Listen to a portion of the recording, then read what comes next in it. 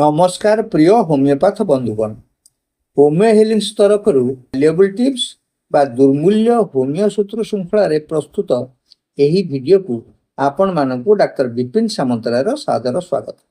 ବନ୍ଧୁଗଣ, ଏହି ଶୃଙ୍ଖଳାରେ ଆମେମାନେ ରୋଗର ଉପଯୁକ୍ତ ହୋମିଓ ଔଷଧମାନଙ୍କର ଗୁରୁତ୍ୱପୂର୍ଣ୍ଣ ଲକ୍ଷଣମାନ ଆଲୋଚନା କରିବା।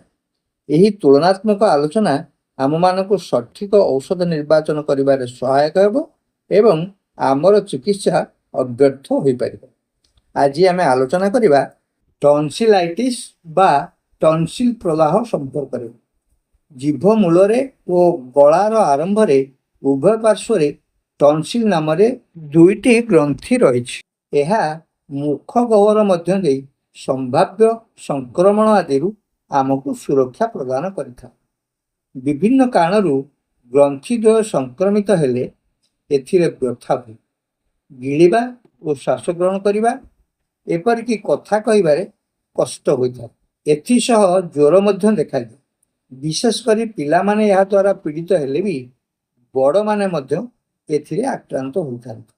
ଆସନ୍ତୁ ଏହାର ଚିକିତ୍ସା ପାଇଁ କେତେକ ଉପଯୁକ୍ତ ଔଷଧ ସମ୍ପର୍କରେ ଆଲୋଚନା କରିବା। ଏଥିମଧ୍ୟରେ ପ୍ରମୁଖ ଔଷଧ ହେଉଛି ବେଲାଡୋନା। ଆପଣ ଯଦି ବେଲାଡୋନାର ଟନସିଲ୍ ବା ଗଳାକୁ ଲକ୍ଷ୍ୟ କରିବେ, ଦେଖିବେ ଏହାର ରଙ୍ଗ ଖୁବ୍ ଲାଲ, ଯେପରି ସିନ୍ଦୁର ପରି ଲାଲ, ଏବଂ ଏହାର ବ୍ୟଥା ଓ ରକ୍ତ ସଞ୍ଚୟନ ବା କଞ୍ଜେସନ୍ ହେତୁ ଧପଧପ ବା ଥ୍ରୋବିଂ ହୋଇଥାଏ। ଏହା ଥଣ୍ଡାରେ ବୃଦ୍ଧି ଓ ଉଷୁମ ଦ୍ୱାରା ଆରାମ ପାଏ।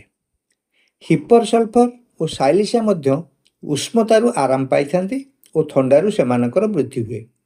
ବେଲାଡୋନା ସାଧାରଣତଃ ରାଇଟ୍ ସାଇଡ଼୍ରେ ଟନସିଲ୍ସ ହୁଏ ଏବଂ ତରଳ ପଦାର୍ଥ ଢୋକିବାରେ ଏହାର ବୃଦ୍ଧି ହୋଇଥାଏ। ରୋଗର ପ୍ରଥମ ଅବସ୍ଥାରେ ଏହା ନିର୍ଦ୍ଦେଶିତ ହୋଇଥାଏ ଏବଂ ଏଥିରେ ପାଚିବା ବା ପୂଜ ହେବାର ଉପକ୍ରମ ହୋଇନଥାଏ। ସୁପୁରେସନ୍ ଅବସ୍ଥା ଆରମ୍ଭ ହେଲେ ଆମେ ହିପର ସଲ୍ଫ ଅବସ୍ଥାରେ ପହଞ୍ଚିବା। ବେଲାଡୋନା କିନ୍ତୁ ସେନ୍ସିଟିଭ୍ ଟୁ ଟଚ୍ ହୋଇଥାଏ, ମାତ୍ର ସେନ୍ସିଟିଭ୍ ଟୁ ଟଚ୍ ଅବସ୍ଥାଟି ହିପର ସଲ୍ଫରେ ହାଇଏଷ୍ଟ ଡିଗ୍ରୀର ହୋଇଥାଏ। ଟନସିଲ୍ରେ ହିପର ସଲ୍ଫ ଥଣ୍ଡା ବାୟୁ ପ୍ରତି ଖୁବ୍ ସମ୍ବେଦନଶୀଳ ହେବା ସହିତ ଏହାର ସ୍ପର୍ଶକାତରତା ସର୍ବାଧିକ ଅଟେ। ସାମାନ୍ୟ ଟିକେ ଛେପ ଏହା ଢୋକିପାରେ ନା। ଏହାର ବ୍ୟଥାଟି ବେଲାଡୋନା ପରି ଥ୍ରୋବିଂ ନ ହୋଇ ଷ୍ଟିକିଂ ବା କେଞ୍ଚିବା ପରି ହୋଇଥାଏ। ମାଛ କଣ୍ଟା ଫୋଡ଼ି ହେବା ପରି ବ୍ୟଥା ଅନୁଭବ କରେ। ହିପର ତିନିଟି ଜିନିଷ ପାଇଁ ସ୍ପର୍ଶକାତର ହୋଇଥାଏ। ଗୋଟିଏ ହେଉଛି କୋଲ୍ଡ ଏୟାର, ଟଚ୍ ଏବଂ ଷ୍ଟିକିଂ ପେନ୍। ସାମାନ୍ୟ ଥଣ୍ଡା ପବନ ସେ ସହିପାରେ ନା, ଉଷ୍ମତାରୁ ତାକୁ ଆରାମ ମିଳେ। ହିପରର ଅନ୍ୟ ଏକ ନିର୍ଦ୍ଦେଶକ ଲକ୍ଷଣ ହେଲା ଏହାର ମୁହଁର ଗନ୍ଧ ଖଟାଳିଆ ବା ଆମ୍ବିଳା ବାସ୍ନା ହୁଏ। ଏହାର କାଶ ବେଳେ ଗଳାଟି ଚିପି ହେବା ପରି ଅନୁଭବ ହୁଏ, ଯାହାକୁ ଆମେ କନଷ୍ଟ୍ରିକ୍ଟିଭ୍ ପେନ୍ ବୋଲି କହୁ। ସତେ ଯେମିତି କେହି ଆପଣଙ୍କର ଗଳାକୁ ଚାପି ଧରୁଛି। ପରବର୍ତ୍ତୀ ଅବସ୍ଥା ଯେତେବେଳେ ପଚନ କ୍ରିୟା ଆଉ ଟିକିଏ ଆଗେଇ ଯାଏ, ସେତେବେଳେ ଆମେ ସାଇଲିସିଆର ଷ୍ଟେଜ୍ରେ ପହଞ୍ଚୁ। ଏଠି ସୁପୁରେସନ୍ ଆହୁରି ଆଡ଼ଭାନ୍ସ କରିଯାଏ ଓ ଗଳାର ଷ୍ଟିକିଂ ପେନ୍ ରୁହେ। ଥଣ୍ଡାରୁ ବୃଦ୍ଧି ଓ ଉଷ୍ମତାରୁ ଆରାମ ମିଳେ, କିନ୍ତୁ ଏଠାରେ ହିପର ପରି ଏତେ ସ୍ପର୍ଶକାତରତା ବା ସେନ୍ସିଟିଭନେସ୍ ଟୁ ଟଚ୍ ନଥାଏ, ମାତ୍ର ପୂଜର ମାତ୍ରା ବଢ଼ିଯାଇଥାଏ।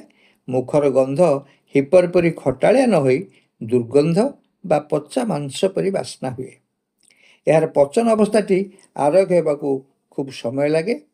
ରୋଗୀର ଦୁର୍ବଳତା ଅବସ୍ଥା ଦେଖାଦିଏ। ଅନ୍ୟ ଏକ ଔଷଧ ହେଉଛି ଫାଇଟୋଲାକା।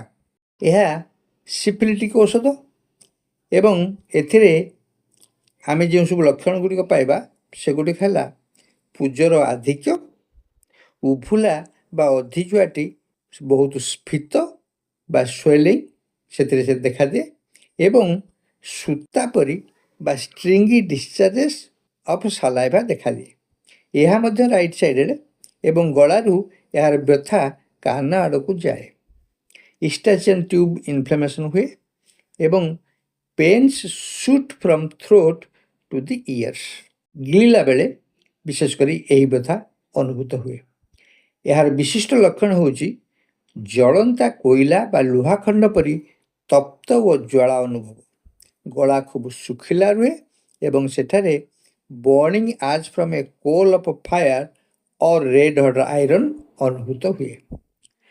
difficulty to swallow, sensation of a lump in the throat with continuous desire to swallow। ସତେ ଯେମିତି ଲାଗେ ଗଳାରେ କିଛି ଗୋଟେ ଅଟକି ରହିଛି ଏବଂ ରୋଗୀ ସବୁବେଳେ ଚେଷ୍ଟା କରେ ତାକୁ କିପରି ଗିଳି ସେ ଜାଗାଟାକୁ ସେ ଖାଲି କରିବ। ହିପର ଇତ୍ୟାଦି ଠାରୁ ଏହାର ପ୍ରଭେଦ ଏହି ଯେ ଏହା ଉଷୁମ ପାନୀୟ ସହ୍ୟ କରିପାରେ ନା। cannot drink hot fluids like ଲାକେସିସ୍। ସାଧାରଣତଃ ଗଳା ବ୍ୟଥାର ରୋଗୀମାନେ ଉଷୁମ ପାନୀୟରେ ଆରାମ ପାଇଥାନ୍ତି, ମାତ୍ର ଫାଇଟୋଲାକା ଓ ଲାକେସିସ୍ର ଗରମ ପାନୀୟରୁ ବୃଦ୍ଧି ଘଟେ। ଏହିପରି ବିଶିଷ୍ଟ ଓ ବିଚିତ୍ର ଲକ୍ଷଣ ହୋମିଓ ଔଷଧ ଗୁଡ଼ିକ ମଧ୍ୟରେ ତଫାତ କରିବାରେ ଆମମାନଙ୍କୁ ସାହାଯ୍ୟ କରେ। ଟନସିଲ୍ର ରଙ୍ଗ ଧୂସର ମାଟିଆ ବା ବ୍ଲୁଇସ୍ ରଙ୍ଗର ବା ବାଇଗଣୀ ରଙ୍ଗର ହୋଇଥାଏ, ଯେପରି ଲାକେସିସ୍ରେ ଆମେ ଦେଖିବାକୁ ପାଉ। କାଲକେରିଆ ଆୟୋଡ ଔଷଧରେ ଆପଣ ଦେଖିବେ ଟନସିଲ୍ର ଆକାର ହନି କମ୍ଡ ଆପିଆରାନ୍ସ ହୋଇଥାଏ ବା ସେଥିରେ କ୍ରିପ୍ସ ଦେଖାଯାଏ। କ୍ରିପ୍ଟ ହେଉଛି ଖାଲୁଆ ବା ଗର୍ତ୍ତ ସଦୃଶ ଆକାର, ମହୁ ଫେଣାମାନଙ୍କରେ ଆମେ ଯେପରି ଦେଖିବାକୁ ପାଉ। ଅନ୍ୟ ଗୋଟିଏ ଔଷଧ ହେଉଛି ଆଇଲାନ୍ଥସ୍ ଗ୍ଲାଣ୍ଡୁଲୋସା। ଏଠାରେ ଟନସିଲ୍ ଗୁଡ଼ିକ ଖୁବ୍ ବଡ଼ ବଡ଼ ହୋଇଥାଏ ଏବଂ ଦୁଇ ପଟର ଟନସିଲ୍ ଏତେ ବଡ଼ ଯେ ପରସ୍ପର ସହିତ ସେମାନେ ଲାଗିଯାଇଥାନ୍ତି ଏବଂ ଗଳା ମଧ୍ୟକୁ ଯେପରି କିଛି ରାସ୍ତା ନଥାଏ, ସମ୍ପୂର୍ଣ୍ଣ ରାସ୍ତା ବନ୍ଦ ହୋଇଗଲା ପରି ଲାଗେ। ତାକୁ ଆମେ କହୁ କିସିଂ ଟନସିଲ୍ସ। ଆଉ ଯେତେବେଳେ ୱେଲ୍ ସିଲେକ୍ଟେଡ୍ ରିମେଡି ଗୁଡ଼ିକ ଅସଫଳ ହୁଅନ୍ତି ସେତେବେଳେ ଏହି ଔଷଧଟି ଆମର କାମରେ ଲାଗେ। ଏବେ ଆମେ ପରବର୍ତ୍ତୀ ଔଷଧଟିର ଆଲୋଚନା କରିବା, ତାହା ହେଉଛି ମାର୍ସଲ। ଏହି ସିଫିଲିଟିକ୍ ଔଷଧର ପ୍ରମୁଖ ଲକ୍ଷଣ ହେଲା ଏହାର ରାତ୍ରିକାଳୀନ ବୃଦ୍ଧି।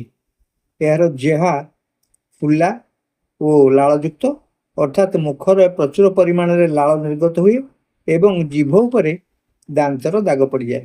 ମୁହଁ ଆର୍ଦ୍ର ଥିଲେ ବି ଏହାର ପ୍ରଚୁର ତୃଷା ଥାଏ ଏବଂ ମୁଖ ଗହ୍ୱର ଦୁର୍ଗନ୍ଧଯୁକ୍ତ ହୋଇଥାଏ।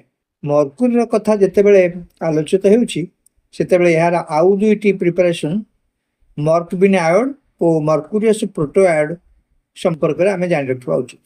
ମର୍କବିନ୍ ଆୟୋଡ୍ ବାମ ପାଖ ଟନସିଲ୍ ଓ ମର୍କୁରିୟସ୍ ପ୍ରୋଟୋଆୟୋଡ୍ ଡାହାଣ ପାଖ ଟନସିଲ୍ ପ୍ରଦାହରେ କାମରେ ଆସନ୍ତି। ଏପିସ୍ର ଗଳା ଗୋଲାପୀ ରଙ୍ଗର ହୋଇଥାଏ। ଏହାର ପାରିପାର୍ଶ୍ୱିକ ଅଞ୍ଚଳ ଫୁଲା ଫୁଲା ହୋଇଥାଏ। ଅଧିଜୁଆ ବା ଉବୁଲା ଫୁଲିଥାଏ ଓ ଜଳପୂର୍ଣ୍ଣ ଥଳି ପରି ଦେଖାଯାଏ। ଟନସିଲ୍ରେ ମାଛକଣ୍ଟା ଫୋଡ଼ିବା ପରି ଷ୍ଟିଙ୍ଗିଂ ଓ ବର୍ଣ୍ଣିଂ ପେନ୍ ଥାଏ। ଏପିସ୍ ତୃଷା ଶୂନ୍ୟ ହୋଇଥାଏ ଓ ଏହାର ଲକ୍ଷଣ ଗରମରୁ ବୃଦ୍ଧି ପାଏ। ସ୍ପର୍ଶ, ଚାପ ତଥା ସନ୍ଧ୍ୟାରେ ଏହାର ବୃଦ୍ଧି ଘଟେ। ବାରାଟାକର୍ବ ଔଷଧଟି ସହଜରେ ଥଣ୍ଡା ଧରୁଥିବା ଓ ଟନସିଲ୍ର ପ୍ରଦାହ ହେଉଥିବା ଶିଶୁମାନଙ୍କ କ୍ଷେତ୍ରରେ ଉପଯୋଗୀ ହୋଇଥାଏ। ସାମାନ୍ୟ ଥଣ୍ଡାରେ ଟନସିଲ୍ ପାଚିବାର ଉପକ୍ରମ ହୁଏ। ଏହା ତରଳ ପଦାର୍ଥ ଭିନ୍ନ ଅନ୍ୟ କିଛି ଗିଳିପାରେ ନାହିଁ। ବନ୍ଧୁଗଣ, ଏହିସବୁ ଔଷଧମାନଙ୍କ ବ୍ୟତୀତ ଟ୍ୟୁବରକୁଲିନମ୍, ବାସିଲିନମ୍, ସୋରିନମ୍, ମେଡୋରିନମ୍, କାଲିମ୍ୟୁର, ଫେରମ୍ପସ୍ ପ୍ରଭୃତି ଅନ୍ୟାନ୍ୟ ଔଷଧ ଗୁଡ଼ିକ ଟନସିଲାଇଟିସ୍ ପାଇଁ ଉପଯୁକ୍ତ ହୋଇଥାନ୍ତି। ଏଣୁ ଲକ୍ଷଣ ସାଦୃଶ୍ୟ ଓ ମିଆଜମାଟିକ୍ ବିଚାରକୁ ନେଇ ଆମେମାନେ ଔଷଧ ଗୁଡ଼ିକର ପ୍ରୟୋଗ କଲେ ନିଶ୍ଚିତ ଭାବେ ଟନସିଲାଇଟିସ୍ ଆରୋଗ୍ୟ ହୁଏ ଏବଂ ଅପରେସନ ଦ୍ୱାରା ଏହାକୁ ବାହାର କରିଦେବାର ଆବଶ୍ୟକତା ପଡ଼ିନଥାଏ। ବନ୍ଧୁଗଣ, ଆଶା ଏହି ସମ୍ୟକ ଆଲୋଚନା ଆପଣମାନଙ୍କ କାମରେ ଆସିବ। ଉପଯୁକ୍ତ ମନେ ହେଲେ ଚ୍ୟାନେଲଟିକୁ ଲାଇକ୍, ସେୟାର ଓ ସବସ୍କ୍ରାଇବ୍ କରିବା ପାଇଁ ଅନୁରୋଧ। ଆଜି ଏତିକିରେ ରହୁଛି, ପୁଣି ପରବର୍ତ୍ତୀ ଅଧ୍ୟାୟରେ ସାକ୍ଷାତ। ନମସ୍କାର।